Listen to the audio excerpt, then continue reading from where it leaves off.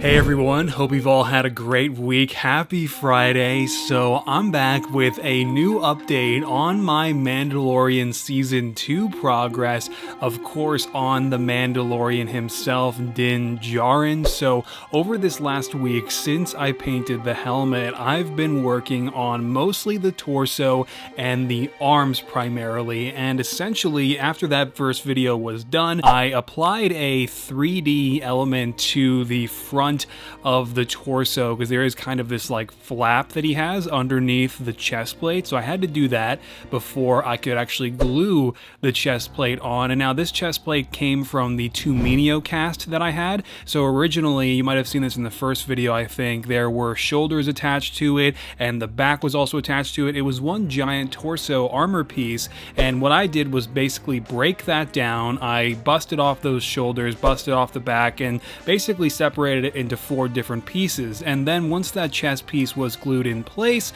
I was then able to paint the base layer of black and then all of the silver in all the various areas while maintaining some outlines in a few different spots, because there aren't a lot of defined outlines on the Mandalorian's Beskar armor. It's all mostly kind of like a solid silver, but I still want to incorporate some outlines for a bit of definition regardless. And once all of that was done, I was briefly considering actually taking these shoulder pieces from Tuminio's torso cast and trying to like somehow maybe cut them down, shorten them a little bit, and potentially go that direction instead of sculpting them. It was really just a stupid idea, and I did try it out though, and just basically wound up breaking the shoulder pieces entirely, so it didn't matter anyway. I had to sculpt the shoulder armor, of course, so I got to work on shaping the base of each shoulder. I originally was thinking, okay, maybe I can just like put the base shape on and then kind of engrave the definition of the shoulder armor pieces, but then I realized, no, I need to have a flat layer of the shoulder, like the bottom part,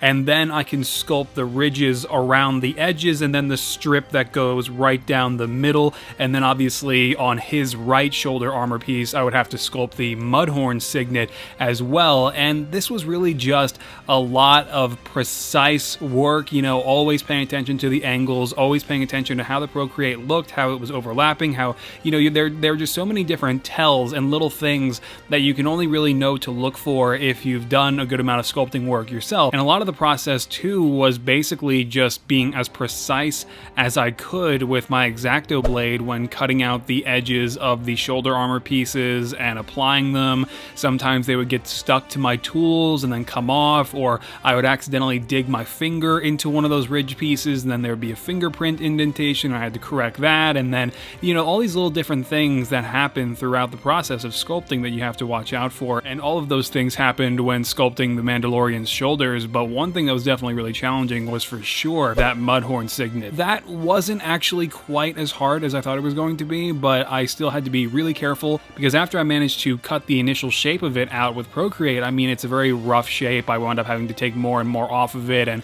kind of really correct the shape, and the two pieces of it aren't held together by much, and they can very easily stick to a tool and very easily get ruined. So like I mentioned in my first sculpting tutorial, I'm always careful to keep water on my fingers, but I was very satisfied with how the shoulder armor pieces turned out. Like I did not expect them to look anything like this. I thought they were going to look a little bit worse and a little bit more misshapen, but I think I pretty much got as close as I could, and I'm really satisfied with them and the placement too. That's something I had to consider all throughout the process too, making sure that if I needed to, I was adding Procreate to the sides of the shoulders wherever need be to make sure that they were symmetrical on both arms when you stick the arms into the torso. But next I had to move on to the gauntlets, and this part I was dreading a little bit more because I don't have too much experience sculpting gauntlets actually. However, the sculpting work that I did on the Nano Gauntlet kind of helped inform this process a little bit, because now I was pretty much doing almost the same thing, the same kind of work, using the same strategies that I explained in my first sculpting tutorial with that. However, I was just doing it on a much smaller scale on a minifigure arm, and a lot of it is just cutting out out those shapes, making sure that everything is the right size, making sure nothing's sticking to your fingers, making sure you're keeping edges defined, making sure that you are handling each tiny bit of Procreate correctly to maintain the shapes of each part of the piece you're trying to sculpt. And that definitely came into form when I was sculpting the little whistling birds launcher that he has on his left gauntlet. That was something that I was really kind of excited to do, actually, because the whistling birds thing has become so iconic to the Mandalorian. I kind of really wanted to engrave the little slots that they come out of, and I mean, there are a ton of little holes on the whistling bird launcher on the actual gauntlet. However, I was only able to fit, I think it wound up being like four, it was about 5 or 6 of those little tiny holes that I was able to engrave in there, and I was really happy to be able to do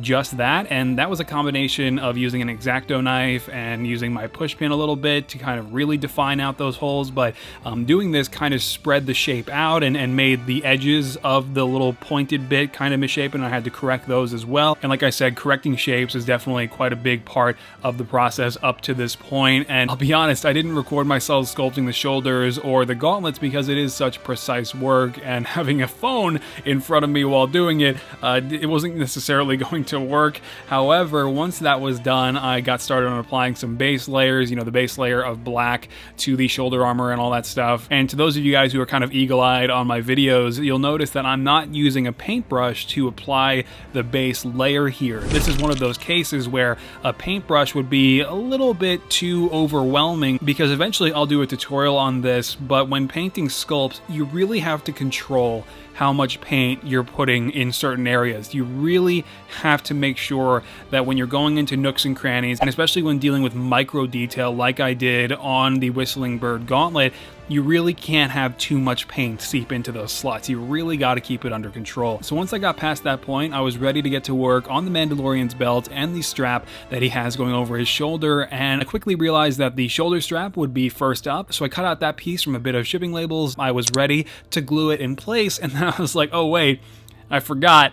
The back piece has to go on too, and so essentially what I did was replicate the process that I did with the front chest piece, and so I glued it in place in the exact same way, and now I already had the strap cut out, and I basically was like, damn it, now I have to paint the back. It was stupid. I mean, obviously I needed to do this first, but I already had the strap piece cut out, and I didn't really want to do it again, so I basically just took the strap off and left it aside for a while and got to work on painting this back piece with the magnet integration, by the way, which I'm sure you've noticed, and that is actually for the jetpack, which attaches there, and it's going to be really great. I did my best to weave around some of the detail that Tuminio has inside this design here, and I think it turned out looking pretty cool. Obviously, you're not going to see much of this on the actual figure because it'll always be covered by the cape or the jetpack, so something that I like to do to basically seal over the rough paper surface of shipping labels is essentially I apply a layer of glue over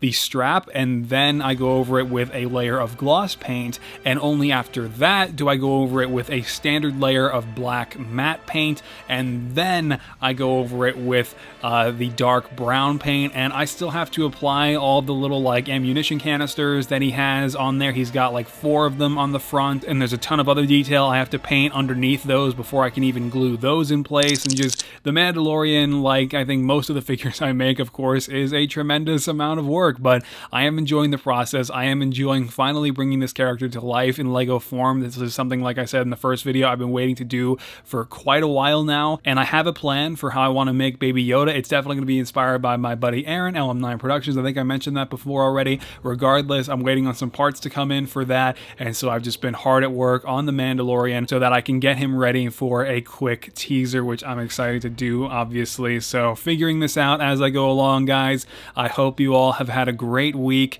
and if you want to see all the progress that I'm making on the Mandalorian first, including all of this that I already posted over on Patreon before this video, you can find me over there if you'd like to consider supporting the channel that way. I'm going to be working on a new video kind of going a bit more into the process of how I painted my most highly detailed piece, my Black Panther tribute helmet that I made in the aftermath of Chadwick Boseman's passing. And then of course you can always find me over on Instagram, Twitter, Facebook, and all those most places, even including TikTok now, where I'm posting all my Photoshop edits and montages of these videos and a bunch of other fun stuff that I always recommend because it's always generally happening before it reaches the channel. So I appreciate you guys being here and hanging out with me while I talk about making the Mando. It's been a good time. I was getting really inspired rewatching the Mandalorian Gallery series again while working on everything I just showed you, and that was really cool. But I think that's going to do it though. I will see you guys in the next video, so thanks for watching, stay safe, take care, and keep creating.